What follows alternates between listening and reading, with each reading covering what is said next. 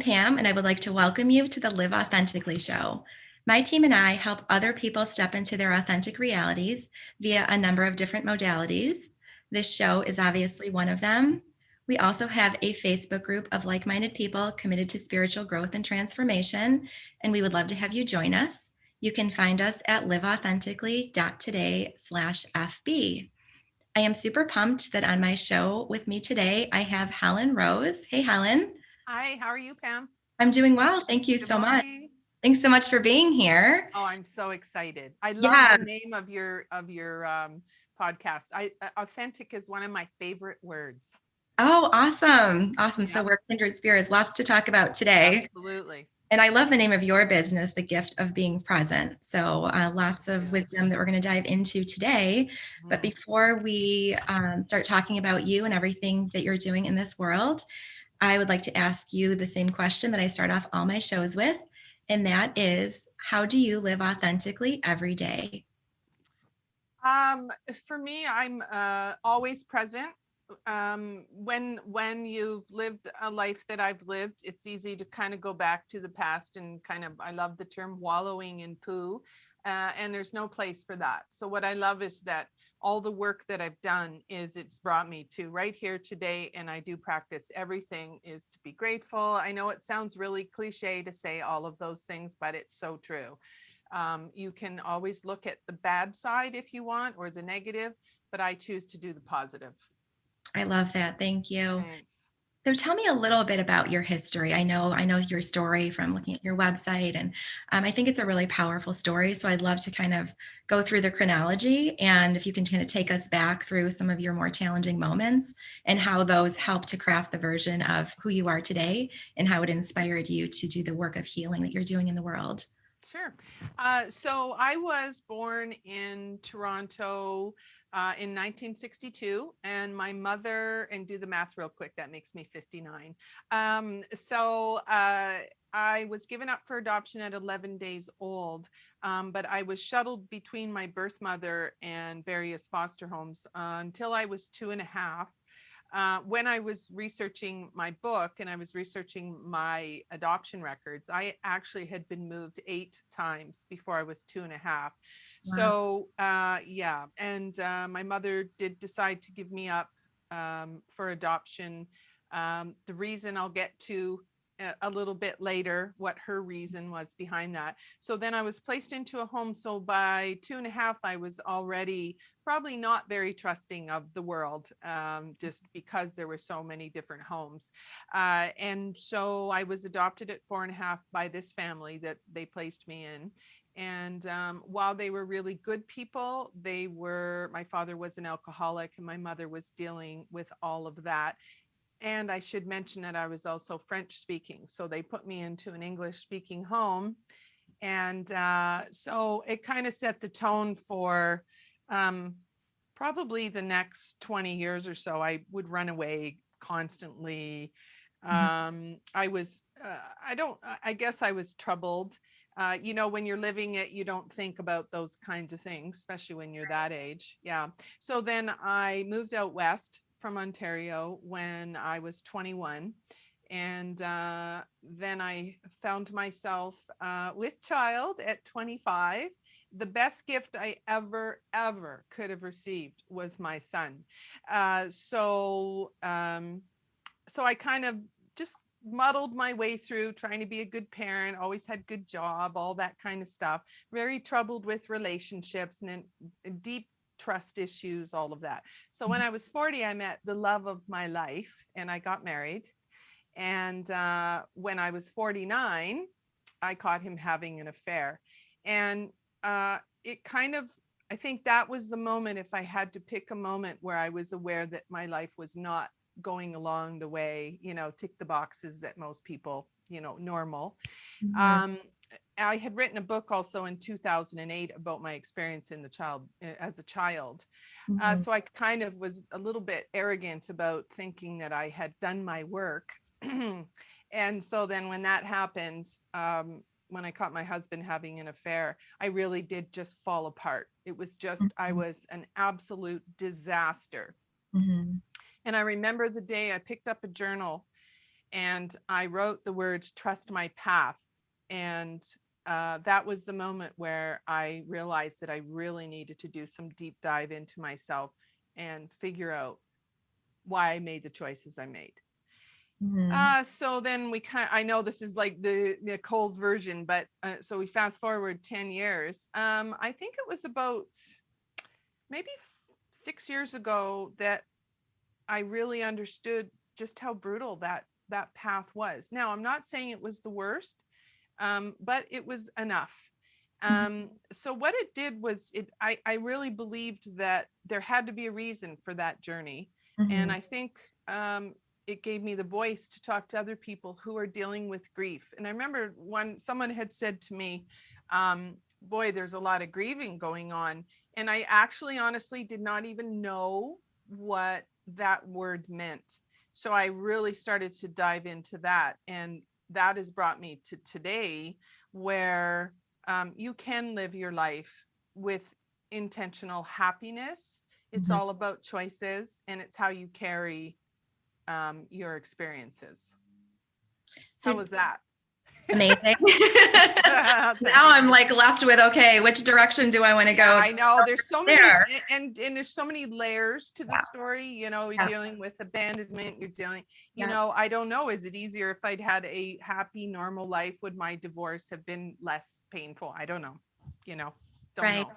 Yeah, Love to talk about grief a little bit because I think, sometimes when we think of grief, we think of, grief being associated with, loss of a loved one. But grief can really apply to so many, it can be present in so many, various, variety of life events. So let's absolutely. talk about that a little bit. How do you define grief?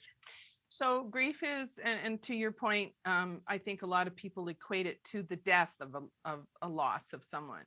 When Mhm. really it is a loss. It's when we have in our mind what we think this journey is going, and then something comes out, whether it's in your control or not. Sometimes we self sabotage. So really, it's that deep sadness that comes in when your whole world has changed, whether you had control in it or not. Mhm. It's what we thought was going to be, and it's no longer there. The best description I had was from one of my clients. She said it was like someone turned a light switch off, and when it was turned back on, her life was never the same again. I Mhm. thought that was a brilliant analogy. Yeah, it really is. And that, Yeah, also reminds me as you were talking about that, the concept of peace, right? I believe that we find peace when we process life as it is, not as we thought it should be. And absolutely. and I think that really, go ahead. Yeah, no, sorry to interrupt you. I'm just so passionate about this subject, but the only thing we can control is how we react to something. Mhm. And unfortunately, if you've kind of been at the hands of someone else when you're a young child, it sets the tone for how you feel about yourself and all that. But you actually do have the power to dig in here and to be clear, what you've lost or what has happened doesn't ever go away, but it's how you carry it. Right. With regard to happiness, do you believe that happiness is something that everyone can find in their own life? Absolutely. What about people who are going through really, really challenging situations right now and they're feeling like they're at rock bottom? Yeah. How So do one they of the find one of the points to a grief journey, is the timing. So when you're in that initial stages, you're in shock. You haven't even really absorbed it. Shock is nature's beautiful way of protecting you from how much pain it's going to be. Mhm. I've got this beautiful article that I've written. It's called "How Many Lasagnas Are in Your Freezer?" And so when someone passes away, we'll use that example of grief. You're so in do mode, like you're just, Yeah. you've got to talk to family members, you're talking to friends, you're planning the funeral, you're planning the after funeral, and then 2 or 3 weeks later it sinks in, the enormity of the loss. Mhm. So there comes a time when unfortunately you just kind of have to mire through all of that pain. And then when you're ready to actually open your eyes and kind of look at all of the bits, that's when your journey with grief really begins. It's a long time, Mhm. Pam. Like, I think people have this notion of the 5 steps.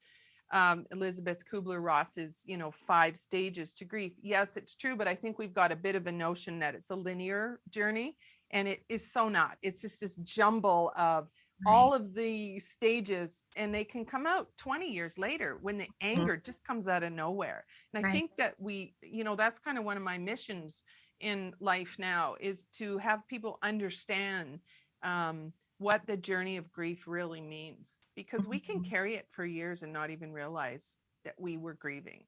Right. And it really, like you said, it's not linear. It really does have more of a roller coaster effect and can catch us off guard when we're least Yeah, expecting it. absolutely. And I think one of the other things that I notice is that people prioritize your grief. So if someone loses a pet, the worst thing you can say is, well, it's just a dog or it's just a Mhm. cat. It's like, well, hold on. That might be the only lifeline for that human, Mhm. right? Yeah.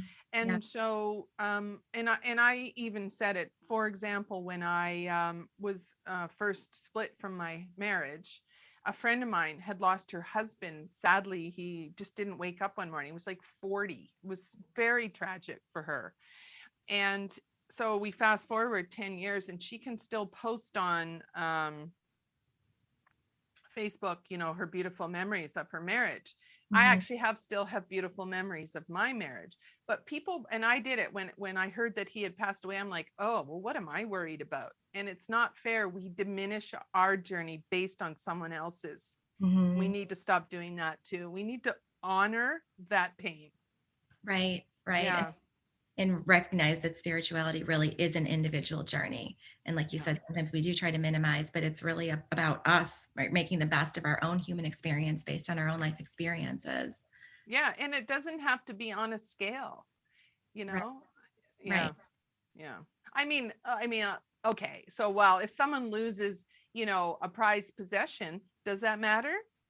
It might, right? When Right. we're talking about the fires and the floods in the world, and people are like, oh, it's just stuff. Well, yes, that is true. It is just stuff.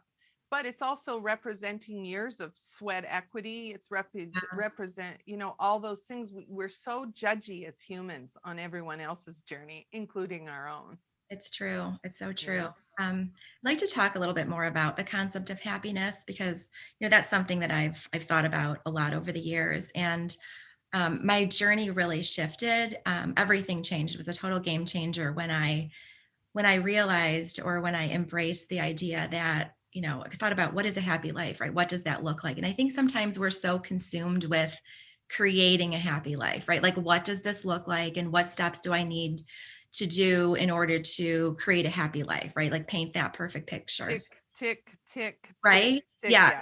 exactly. And what I Yeah. realized is, and this gets back to, how to live in the present. This is how I truly learned to live in the present. A happy life really is nothing but a string of happy moments, right? It's like one after another. Just how can I make this moment in front of me today, right now, the happiest? How can I optimize it? And that is Mhm. done by choice. And I love how you alluded to choice earlier. And I'd like to dive into that a little bit more.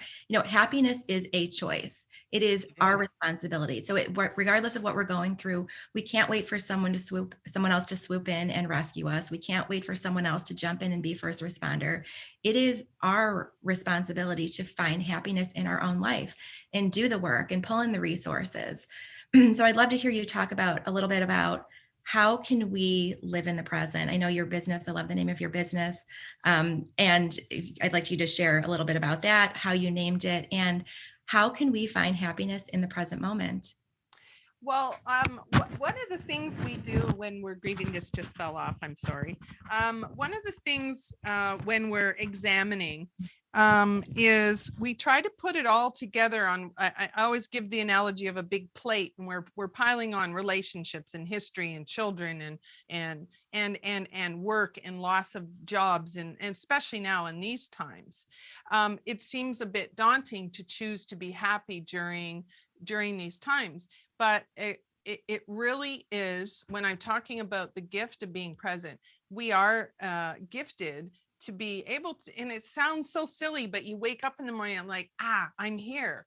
Oh, I have a choice today to do what I want. And I think if we stop placing so much value on our material things, And listen, we all want to have the big grand life, the beautiful home, beautiful things. Maybe we all don't want that. I love all of those things. But I think the trick is to learn that those truly don't make you happy. They can be taken away.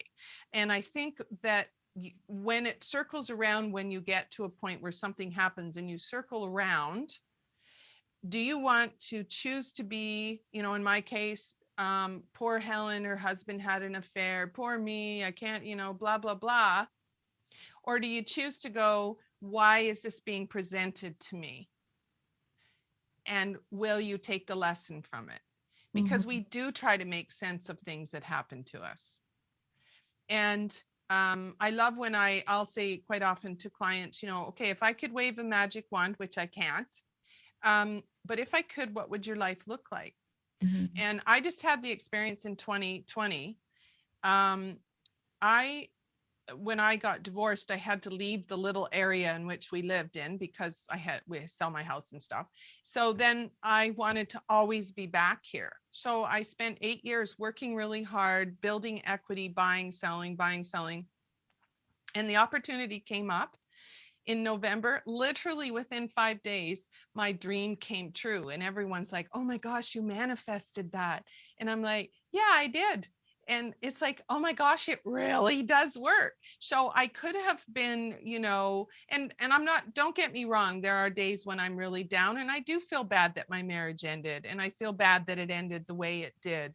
Um, uh, and, but I choose to say, now I'm living exactly where I want to be. There's some pluses to having what happened. I get to do whatever I want to do. I'm not restricted even by travel and by COVID and all of those things.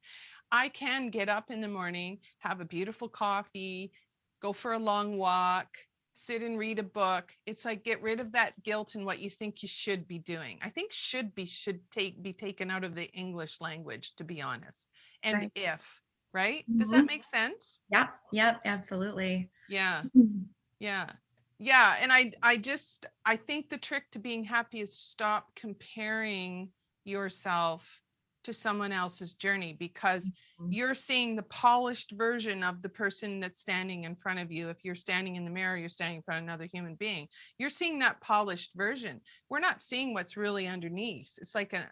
I love the analogies of the iceberg. You see this much of what's really going on underneath. Right, Yeah. exactly. This, Yeah. like you're talking about that, that's one of the, I think, the perils of social media. Obviously, it has its merits, but we're Mhm. looking at everybody else's highlight reel, right? We're looking at their life through a filter, and Yeah. that's not real life. And I think that if people aren't super grounded, and if they aren't living life from the soul, and if they aren't connected with themselves and what's truly important in life, I think they can go down. That can be a slippery slope, right? I think they can go down a pretty dangerous rabbit hole and get mired down in all of the thoughts of why am I not doing that, and those coming from a place of lack and limitation rather than living in that space of abundance. So I'm Yeah. curious to hear what Yeah. you say And about I that. love that word abundance as well, because what does that mean for you? You know what I mean? Like, some people are not fed by the materialistic troll. Some people are quite, what is abundance for you? Is that, I think we take our health for granted. Sometimes we Mhm. forget, when I'm talking about that gratitude piece every day. And we all have friends that are battling something that cancer or whatever else there is. And we forget that that can change in a day. We're always one step away from a change on how we view the world. So Right. if you're able to get up and think, okay, I'm healthy, everyone I know and love is safe, all of those things, that adds to that whole feeling of contentment as well. Right, absolutely. Which is why I think a gratitude practice is so important. It keeps us in Yeah. that mindset of living in that space of abundance, because it's very easy to get pulled back into that space of lack and limitation where we're sizing ourselves up to everyone and everything around us. So I would love to hear about what you have to say about having a gratitude practice. So the gratitude practice for me is, there's also a time for that. So that's that point to when I was talking earlier about grief, is if you are mired in your grief and someone, or you come across someone who's like really sad about something that's happened, the worst thing you can say to them at that time is, be grateful for what you have. That's not fair. You need to go through that before you can, and it's not up to someone else to say, hey, you should be grateful for what you have. That diminishes their journey as well. So the Mhm. gratitude piece has a place in time. And it's not when you're trying to figure out an emotion that you're not understanding. Do you know what I mean? Like if you're angry, the last thing you should say to someone is, well, A, calm down, especially if you're female. Right. I was gonna say, right. Never in the history of anybody saying calm down has anybody ever calmed down. Yeah, that's right. That's exactly right. But so when someone is unloading or venting, don't say to them, but you have this, oh, at least you have your health. Stop doing that. We Right. all know, we all have an idea, I believe, on what we're grateful for. But Mhm. let us go through that journey.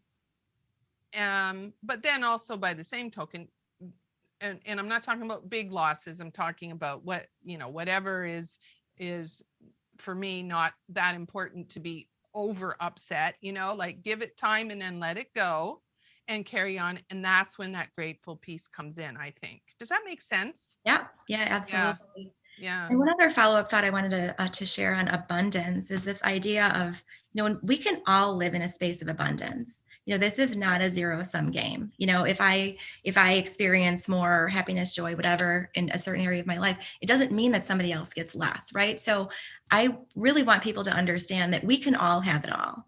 And there is, when we're connected to source energy, universal energy, connected to a higher power, there is more than enough of everything to go around.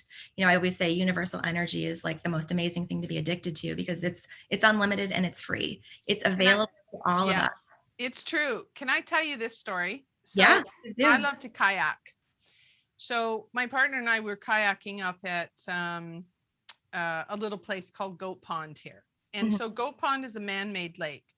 Okay. So they cut down all the trees, dead trees. So as you're kayaking to the end of the lake, you're seeing all these stumps. Mhm. And as you kayak around, if you put your hand on it, and it's the same as walking through a forest, if you put your hand on that stump, you can feel her energy, can feel Mother Earth's energy. It's so powerful, Pam. And so if you can't go out and kayak on a lake and you're feeling that it's bigger than you are, it actually is bigger than you are. So give it up. Give it up. Give it over to the universe, to God, to whatever it is that's your higher power, and embrace that, because she has the power to take away some of your pain. It's an extraordinary experience to do. Um, I know my partner, he's kind of sometimes like, oh my goodness. But you know what? When I do that, I love that power that comes up, and I let her come through and just get rid of it after I've done my journey with it. Yeah, I love that. So powerful. And that's a Oh, perfect segue because that's exactly the direction I wanted to go next. It's like you pulled it right out of my mind. geez, we didn't even plan it. Right, we did it, Yeah. right? This is what happens when you're totally in the flow. So where I wanted to go next was I wanted to talk about nature. And I know that, you live in the midst of a beautiful landscape. Nature is a big piece of who you are. But, on a deeper level, I want to talk about what truths do you extract from nature and how do you apply those to the way that you process life? So kind of to the point earlier is, we are such a small part in this universe. We don't actually, we have control, but we don't. It's like if you go to Alcoholics Anonymous, um, Narcotics Anonymous, like any of the anonymous groups, the very first thing is you hand over, you can say, I'm actually not in control of this and I don't know what to do.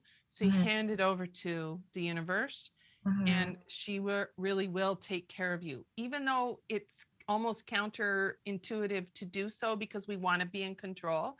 But you actually, if you leave it, it really does come back. The answers do come back. We're always looking outsourcing where that happiness comes from. And I know, again, it sounds cliche, but it's all right here. Mm-hmm. Every answer you need is right here. So Right. if you give it up for a while, it really just relieves. Who wants to carry all that stress with them all the time? The pressure of being happy. You know what I mean? Like I just did. let it. Yep. Yeah. So Yeah. for me, walking, running, being in my kayak, just walking around my yard with my granddaughters, whatever. It's just that it really is that powerful. Right. And living in that state of surrender really is so magical when we recognize that there is so much more to who we are, and that there's these dimensions beyond what we can see and feel and touch and hear and taste and experience in the physical world.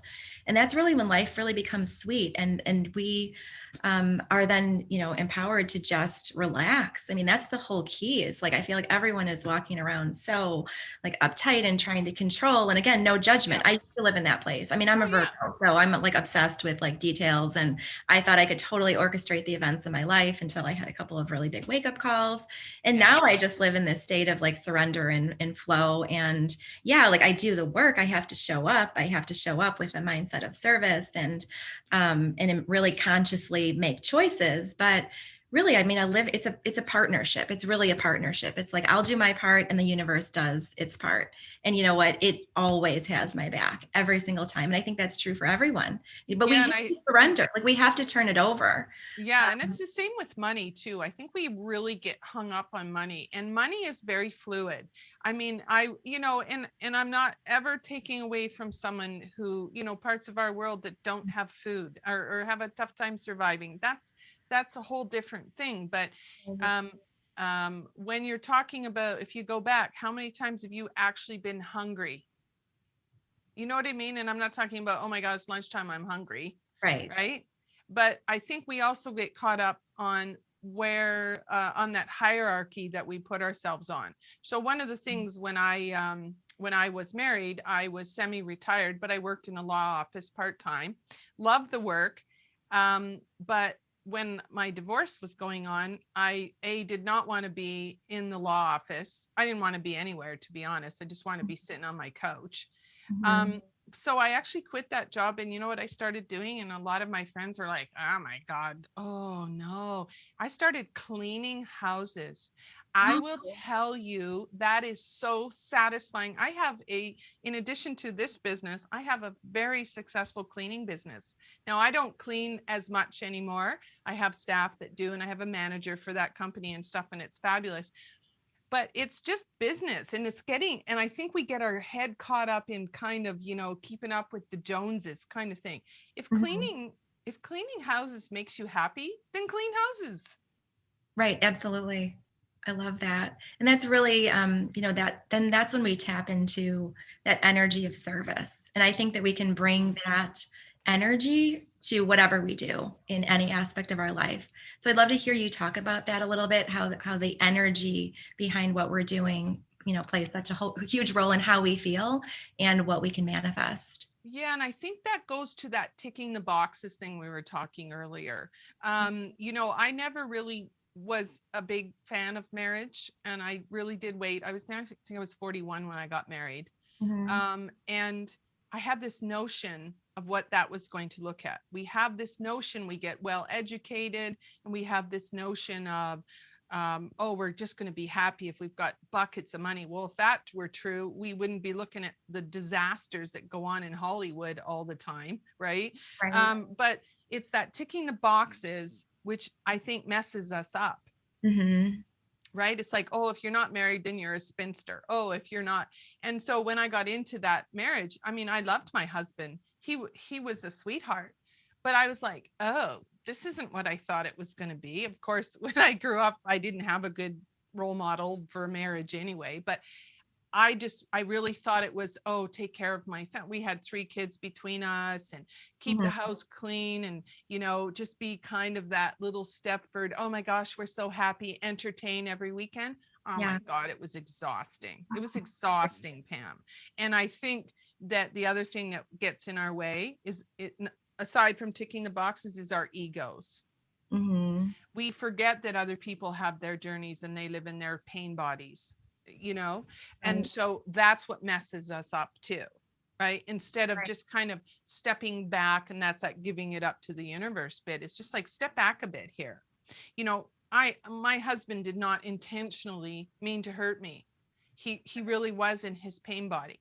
Now there's the other part, is the beauty of forgiveness and the beauty of compassion, because you need all of those little bits to get it to here. Right. And I think to truly heal, to move through a painful experience like that, there is a way you can transmute the pain into power if we approach it through the soul, right? So how can we, the ego is rooted in blame and shame and guilt and all of that ugliness, right? That's one path when you're dealing with something like what you dealt with, infidelity. But the other path is the soul-based path, right? It's how can we step into the other person's human experience and really try to understand their actions, try to accept them, and apply compassion and empathy and really ultimately get to a place of forgiveness. Yes, and forgiveness is not the same as condoning. And I Right. think people, it's like, well, why should I let them off the hook? And it's like, but you don't need to do anything. You need to take care of you. Right. And again, I'm not talking about someone who is, physically abusive, spiritually, emotionally. There's so many different experiences, I think. And I don't know, believe me, there is no way someone was ever going to be physically abusive to me, because I don't think so. I didn't go through all that childhood and everything else to be treated like that. So almost to the extreme of overprotecting myself, right? And so, but there are some women and men who don't know how to protect themselves. So that's when your responsibility comes into it. And I think people hate that word too, is responsibility. This is kind of like the word podcast today, but you know what I mean? Like, Yeah, I do. Yeah. take your responsibility for your role in it. Yeah. That involves doing the work though. I mean, doing the work is hard, right?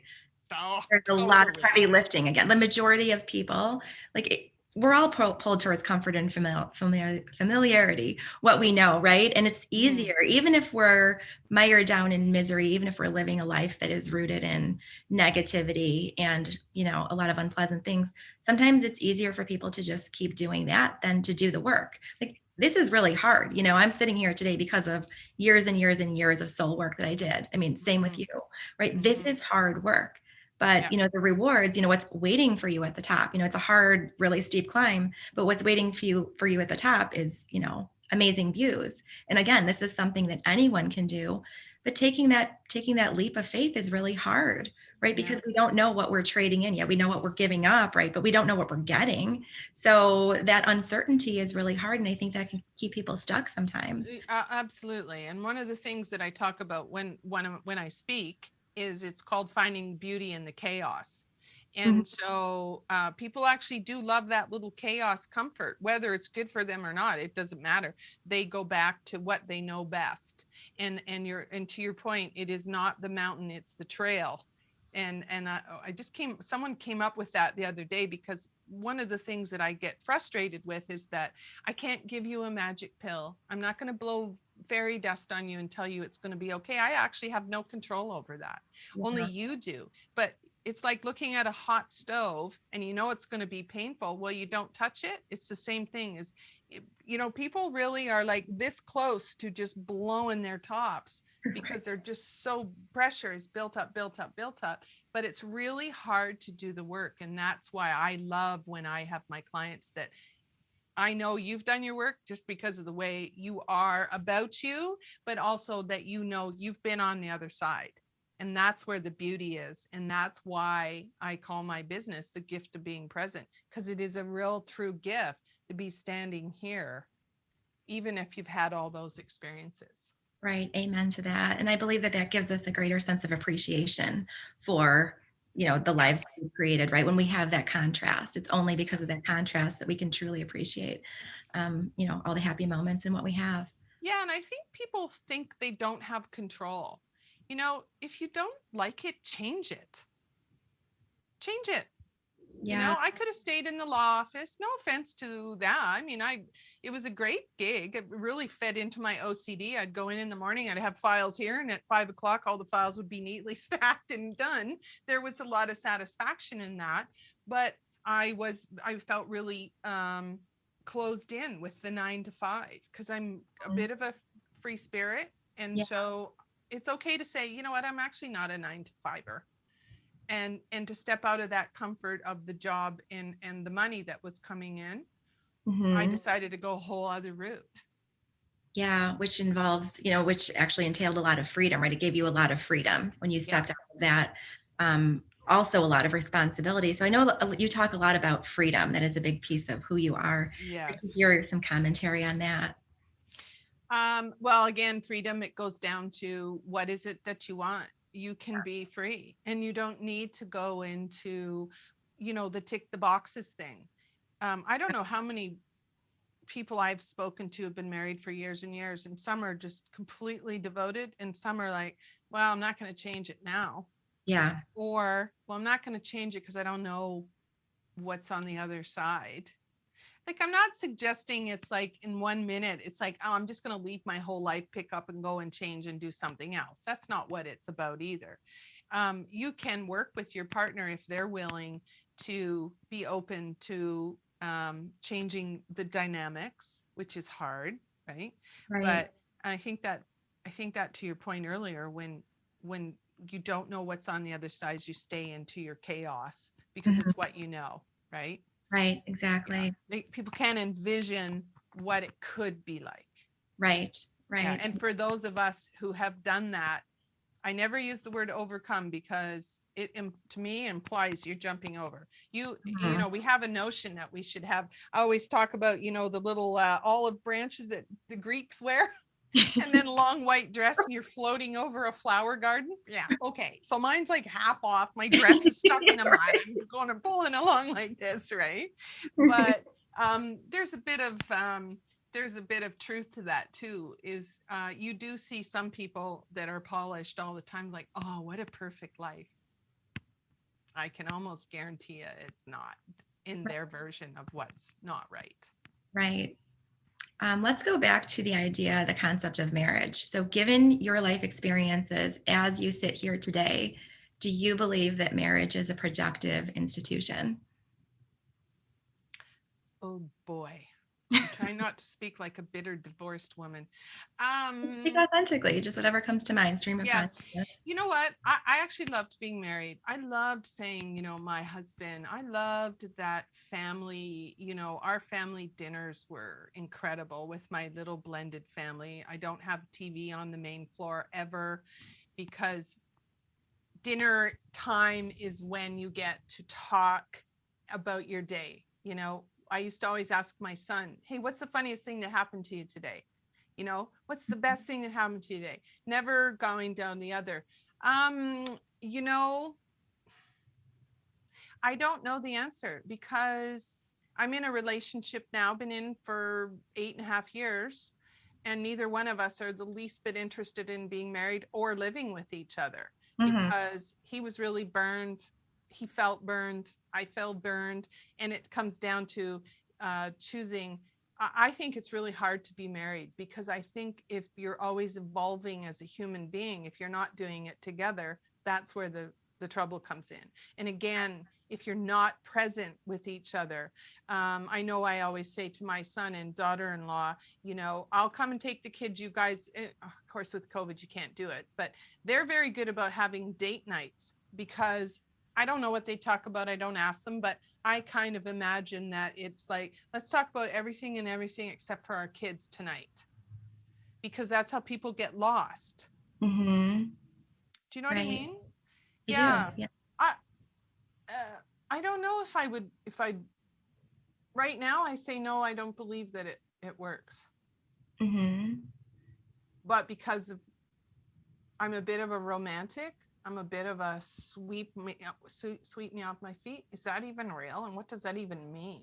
Because Hmm. now, I mean, I have to be in. I'm not a control freak, but there's no freaking way I'm ever giving up a house again for anybody. You know what I mean? Yeah. Because Hmm. that represents to me a stability that I never had when I was little. It's not about materialistic, it's Yeah. about that stability of a home.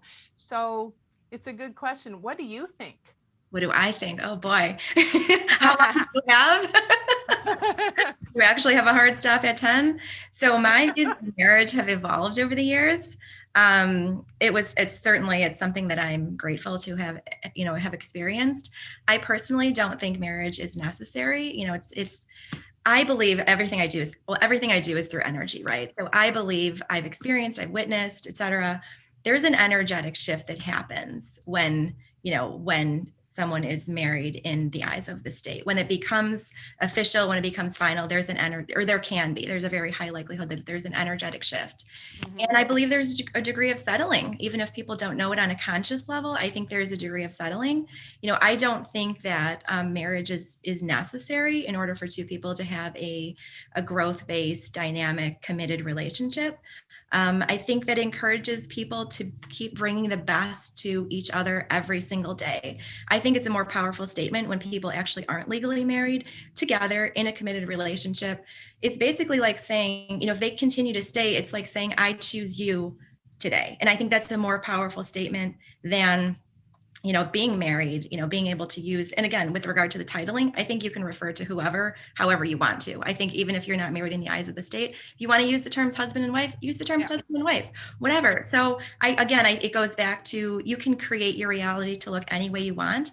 And I think that most relationships they perform best when there's a healthy tension, right? When there's that encouragement to keep bringing your best to it every single day, because it's easy to walk away if you're not legally married, if you don't have this bloody mess of legalities to unravel and you choose to stay. I think that's a really powerful statement, and I think it Yeah, I encourages agree. people to keep growing together. And I just think it's more in line with the direction the collective consciousness is going. I think that marriage is an institution that served prior generations really well. I mean, I think there are different reasons why people got married then, but now as we start to come into the space of growth and are more aware of universal energy, collective consciousness, et cetera, I think people understand it from more of an energetic perspective. And I think that when we start to view marriage and relationships differently, I think that we have the ability to retemplate, right, to institute a new paradigm of what relationships Yeah. are and the purpose that they serve in our lives. Yeah, I love that part where you said, for example, for me, we spend Friday, Saturday nights together, and then Wednesday night I go to his place and we have our Wednesday night date night. And you're absolutely right. We choose to be present with each other. Now, there might come a Friday night where he's going to go out with his buds golfing or whatever. It's like, yeah, Yeah, see ya. I'm not even remotely I don't I have my own friends I can go and do stuff with, or I can be by myself, right? But I yeah, think that's beautifully said. And I'm always interested when I hear women who have been married a long time. Again, they'll say, well, I mean, that's not going to change now, right? You get into that dynamic mhm, that, again, is probably very pleasant. But I guess it's what are our expectations of that? You know what I mean? right. Like, I know, right. yeah, yeah. I don't. I just I don't see it in my life again. I just don't. Yeah, but you never know. You Right, never know what comes right. ahead, or There yeah. is And of always that course, caveat, right? Again, I was like, that's where the surrender comes in. Like, this is where I am right now, right? But, yeah, yeah. um, it's I love when I hear women will say, "No, I love my husband, but I would never get married again." I hear that a lot. It's yeah, like, oh no, it's been lovely, but no, not doing it again. Right.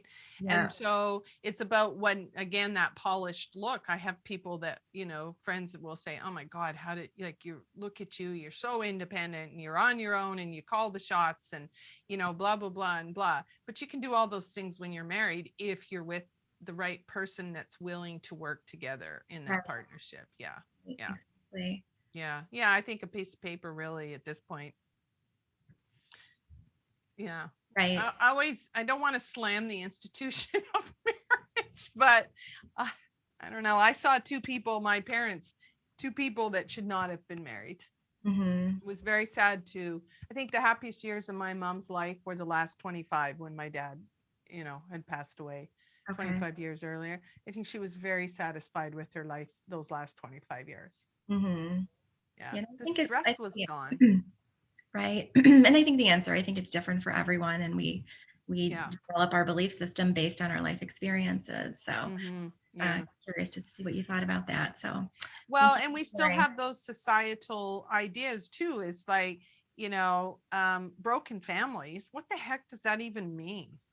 You know, Yeah. broken family to me is one that stays together for the kids. You think the Yeah. kids don't pick up on that? I mean, I think that's where that shift in our notion of what marriage is really about came. Right. Yeah. Exactly. Yeah. Yeah. So, all right. Well, we're coming up on the end of our interview here. I could sit here and Already? chat with you all day. I know.